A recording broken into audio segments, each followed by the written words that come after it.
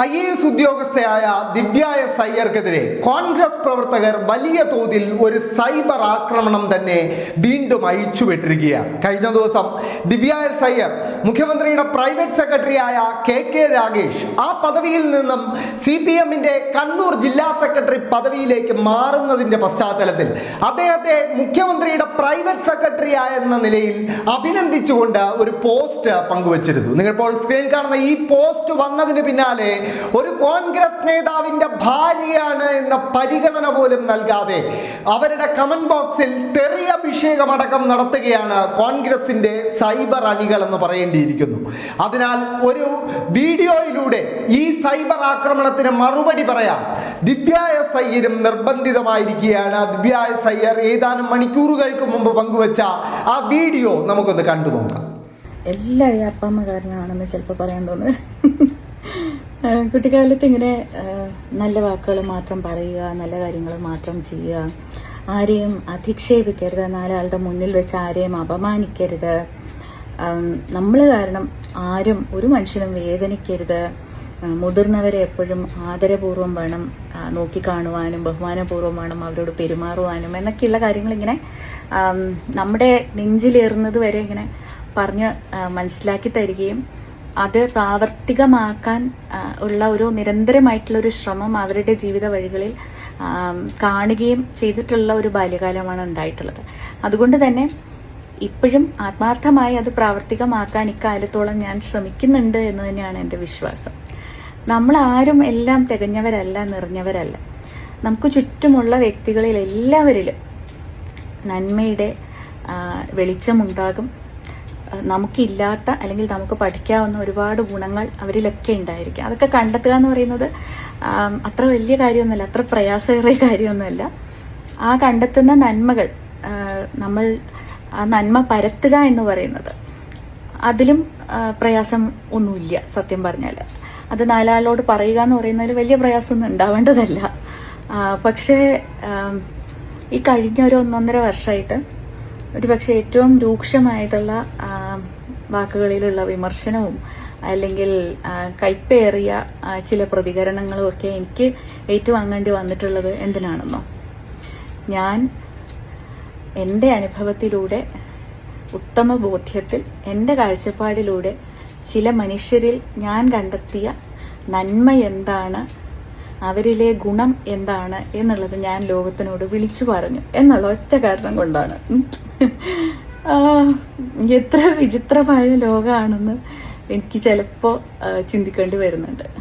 ഒരു പ്രൊഫഷണൽ മറ്റൊരു പ്രൊഫഷണലിനെ അനുമോദിക്കുക എന്നത് സർവീസ് മേഖലയിൽ വളരെ സ്വാഭാവികമായ ഒരു കാര്യമാണ്. പക്ഷേ ആ സ്വാഭാവികതയെ പോലും അംഗീകരിക്കാനാവാത്ത വണ്ണം വിദ്വേഷത്താലും വെറുപ്പിനാലും അന്ധത ബാധിച്ചിരിക്കുകയാണ് കോൺഗ്രസ് പ്രവർത്തകരും നേതാക്കളും എന്ന് പറയേണ്ടിയിരിക്കുന്നു. ദിവ്യ എസ് അയ്യർക്കെതിരെ ഇതാദ്യമായല്ല ഒരു സൈബർ ആക്രമണം അരങ്ങേറുന്നത്. മുൻപ് എപ്പോഴൊക്കെ ദിവ്യ എസ് അയ്യർ ഈ സർക്കാരിനെയും മുഖ്യമന്ത്രിയെയും വസ്തുതകളുടെ വെളിച്ചത്തിൽ അഭിനന്ദിച്ചു ണ്ടോ, അവരുടെ നേട്ടങ്ങൾ അംഗീകരിച്ചിട്ടുണ്ടോ, അപ്പോഴൊക്കെ KS ശബരിനാഥൻ എന്ന കോൺഗ്രസിന്റെ ഒരു പ്രധാനപ്പെട്ട നേതാവിന്റെ ഒരു മുൻ MLAയുടെ ഭാര്യയാണ് എന്ന പരിഗണന പോലും നൽകാതെ അവരുടെ കമന്റ് ബോക്സിൽ തെറികളടക്കം വിളിക്കുന്ന കോൺഗ്രസ് പ്രവർത്തകരെ നമ്മൾ കണ്ടിട്ടുണ്ട്. ഇത്തവണ പ്രവർത്തകരുടെ ഭാഗത്ത് നിന്നും മാത്രമല്ല നേതാക്കളുടെ ഭാഗത്ത് നിന്നും ദിവ്യ എസ് അയ്യരെ അപമാനിക്കുന്ന ചില പരാമർശങ്ങൾ ഉണ്ടായിരുന്നു. K മുരളീധരൻ MP ഇതിനെക്കുറിച്ച് പരാമർശിച്ച രീതി അത് ദിവ്യ എസ് അയ്യരെ അപമാനിക്കും വിധമാണ് എന്ന് പറയേണ്ടിയിരിക്കുന്നു. എന്തായാലും ഇപ്പോൾ ഈ വിവാദത്തിൽ KK രാഗേഷും ഒരു പ്രതികരണവുമായി രംഗത്ത് വന്നിട്ടുണ്ട്. KK രാഗേഷ്, K മുരളീധരൻ അടക്കമുള്ള കോൺഗ്രസ് നേതാക്കൾക്കും സൈബർ ആക്രമണം നടത്തിക്കൊണ്ടിരിക്കുന്ന കോൺഗ്രസ് പ്രവർത്തകർക്കും ഒരു വ്യക്തമായ സന്ദേശം നൽകുന്നുണ്ട്. നമുക്ക് KK രാഗേഷിന്റെ വാക്കുകൾ കേട്ട് അവസാനിപ്പിക്കാം. നമ്മൾ പോകുന്നത് അങ്ങേയറ്റ പ്രാകൃതമായ മനസ്സിൻ്റെ ഉടമകൾ മാത്രമല്ല ഇങ്ങനെയൊക്കെ പ്രതികരിക്കുള്ളൂ. ഇത് സൈബർ ഇടങ്ങളിൽ ഒളിഞ്ഞ് നടത്തുന്ന പ്രതികരണമല്ല. ഉയർന്ന ചുമതല നിർവഹിക്കുന്ന നേതാക്കന്മാരുൾപ്പെടെ ഇത്തരത്തിലുള്ള പ്രതികരണം നടത്തുന്നത് അവർ സ്വയം ആലോചിക്കണം. രാഷ്ട്രീയ പ്രവർത്തനമെന്ന് പറഞ്ഞാൽ ഇങ്ങനെ പ്രതിപക്ഷ അല്ലെങ്കിൽ വ്യത്യസ്ത രാഷ്ട്രീയ അഭിപ്രായമുള്ളവരോട് വിദ്വേഷമാണോ കാണിക്കേണ്ടത്? നമ്മുടെ കേരളത്തിലെ തന്നെ എത്രമാത്രം രാഷ്ട്രീയ അനുഭവങ്ങളുണ്ട്. നേതാക്കന്മാർ വ്യത്യസ്ത രാഷ്ട്രീയ അഭിപ്രായം ഉണ്ടാവും. ആ വ്യത്യസ്ത രാഷ്ട്രീയ അഭിപ്രായമുള്ള ഘട്ടത്തിൽ പോലും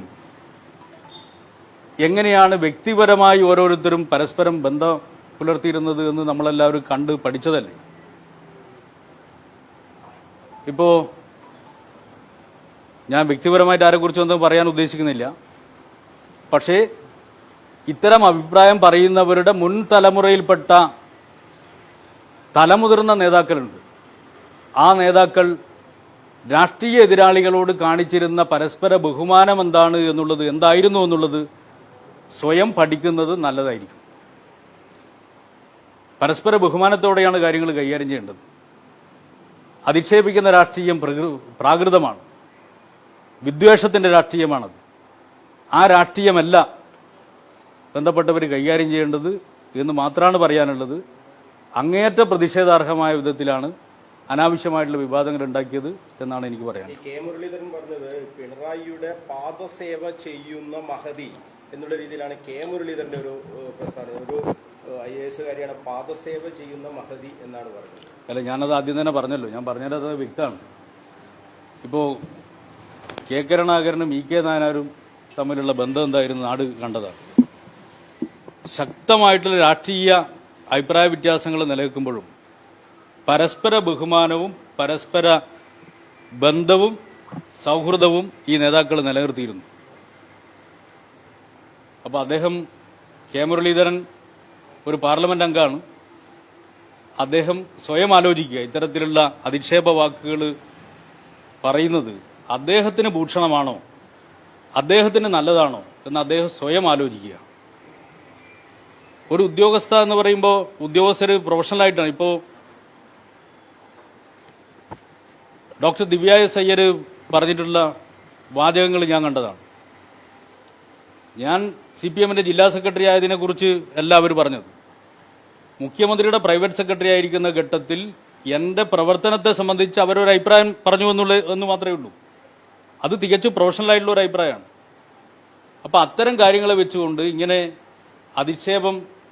അധിക്ഷേപ പ്രചരണം നടത്തുന്നത്, അധിക്ഷേപിക്കുന്നത് അദ്ദേഹത്തിന് ഭൂഷണമാണോ എന്ന് അദ്ദേഹം തന്നെ സ്വയം ചിന്തിച്ചാൽ മതി. ഈ സർവീസ് ചട്ടങ്ങൾക്കൊക്കെ അപ്പുറം അവരുടെ കുടുംബ പശ്ചാത്തലമായിരിക്കും കോൺഗ്രസ് നേതാക്കളെ കൊണ്ട് ഈ വിമർശനം ഉന്നയിക്കുന്നതിന് പ്രധാനപ്പെട്ട കാരണം. അല്ല, അതിന്റെ മേലെ ഞാൻ ഏതെങ്കിലും ഒരു കമന്റ് പറയാൻ ആഗ്രഹിക്കുന്നില്ല. പക്ഷെ ഒരു കാര്യം നമ്മൾ മനസ്സിലാക്കണം, ജി കാർത്തികേയൻ എന്ന് പറയുന്ന നേതാവ് എല്ലാ രാഷ്ട്രീയക്കാരുമായി നല്ല സൗഹൃദം പുലർത്തിയ, നല്ല ബന്ധം പുലർത്തിയ ഒരു നേതാവായിരുന്നു എന്നുള്ളത് ഈ നാടിന് മുഴുവൻ അറിയുന്നതാണ്. അതുകൊണ്ട് ആ ഒരു മാതൃകയാണ് നമ്മൾ ഓരോരുത്തരും പിന്തുടരേണ്ടത്. പുതിയ കോൺഗ്രസ് നേതാക്കന്മാരുൾപ്പെടെ എല്ലാവരും ആ ഒരു മാതൃകയാണ് പിന്തുടരേണ്ടത്. പിന്നെ മുഖ്യമന്ത്രിയെ സംബന്ധിച്ചിടത്തോളം എല്ലാ കാര്യങ്ങളും പ്രൊഫഷണലായിട്ടാണ് കൈകാര്യം ചെയ്തിട്ടുള്ളത്. ആ പ്രൊഫഷണലായിട്ട് കൈകാര്യം ചെയ്യുന്നതിന്റെ ഭാഗമായി ഓരോ ഉദ്യോഗസ്ഥർക്കും അവരുടെ കഴിവിനും ശേഷിക്കും അനുസരിച്ചുള്ള ചുമതലകളാണ് നൽകിയിട്ടുള്ളത്. ആ ചുമതലകൾ ബന്ധപ്പെട്ട ഉദ്യോഗസ്ഥർ നന്നായിട്ട് നിർവഹിച്ചിട്ടുണ്ട്. അതാണ് ഞങ്ങളുടെയൊക്കെ അനുഭവം. സാധാരണഗതിയിൽ ഒരു രാഷ്ട്രീയ നിയമനം നടക്കുമ്പോൾ അതിൽ പോസ്റ്റ് ഇടാറില്ല. ഇത് രാഷ്ട്രീയ നിയമനത്തിന്റെ പോസ്റ്റ് അല്ലല്ലോ. അവർ പ്രവർത്തിക്കുന്ന സമയത്ത് പ്രൈവറ്റ് സെക്രട്ടറി എന്നുള്ള പറയുന്നത് ഒരു പ്രൊഫഷണലാണ്. ആ പ്രൊഫഷണലെ കുറിച്ച് മറ്റൊരു പ്രൊഫഷണൽ അഭിപ്രായം രേഖപ്പെടുത്തി. അല്ലാതെ CPM-ന്റെ ജില്ലാ സെക്രട്ടറി ആയതുകൊണ്ട് അഭിവാദ്യങ്ങൾ എന്നല്ലല്ലോ അവർ പോസ്റ്റ് ഇട്ടത്. ഒരു പ്രൊഫഷണലെ കുറിച്ച് മറ്റൊരു പ്രൊഫഷണൽ അഭിപ്രായം രേഖപ്പെടുത്തി. ഇപ്പം ഞാനിപ്പോൾ ഒരു രാഷ്ട്രീയക്കാരനല്ല എന്ന് വെക്കുക, മറ്റൊരാളാണെങ്കിൽ ഒരു പ്രൊഫഷണൽ മറ്റൊരു പ്രൊഫഷണലിനെ കുറിച്ച് അഭിപ്രായം രേഖപ്പെടുത്തിയാൽ അതെങ്ങനെയാ ഒരു തെറ്റാവുന്നത്? അത് സ്വാഭാവികമായിട്ട് പറയുന്നതാണ്. അതിലൊന്നും ഒരു തെറ്റില്ല. നിങ്ങളിപ്പോൾ ഒരു ചുമതല നിർവഹിച്ചിട്ട് ആ ചുമതലയിൽ നിന്ന് മാറുന്ന സമയത്ത് അയാൾ കുറിച്ചൊരു നല്ല വാക്ക് പറയില്ലേ? ആ പറഞ്ഞതൊരു മഹാ അപരാധമാണോ? അതിനെ ആ നിലയിൽ എടുക്കേണ്ട കാര്യമില്ല. അനാവശ്യമായിട്ടുള്ളൊരു വിവാദം ഉണ്ടാക്കുകയാണ്. പക്ഷേ ഇത് ഉണ്ടാക്കുന്ന ഒരു പ്രശ്നം അങ്ങേറ്റ തെറ്റായ ഒരു സന്ദേശമാണ് സമൂഹത്തിന് നൽകുന്നത്. നമ്മൾ മനസ്സിലാക്കേണ്ടത് രാഷ്ട്രീയ നേതൃത്വം എന്ന് പറഞ്ഞാൽ അത് വളർന്നു വരുന്ന നേതാക്കളായാലും ശരി, മുതിർന്ന നേതാക്കളായാലും ശരി, ആ നേതൃത്വം എന്ന് പറഞ്ഞാൽ സമൂഹത്തെ മുന്നോട്ടേക്ക് നയിക്കാൻ, ഗൈഡ് ചെയ്യാൻ ചുമതലയുള്ളവരാണ്.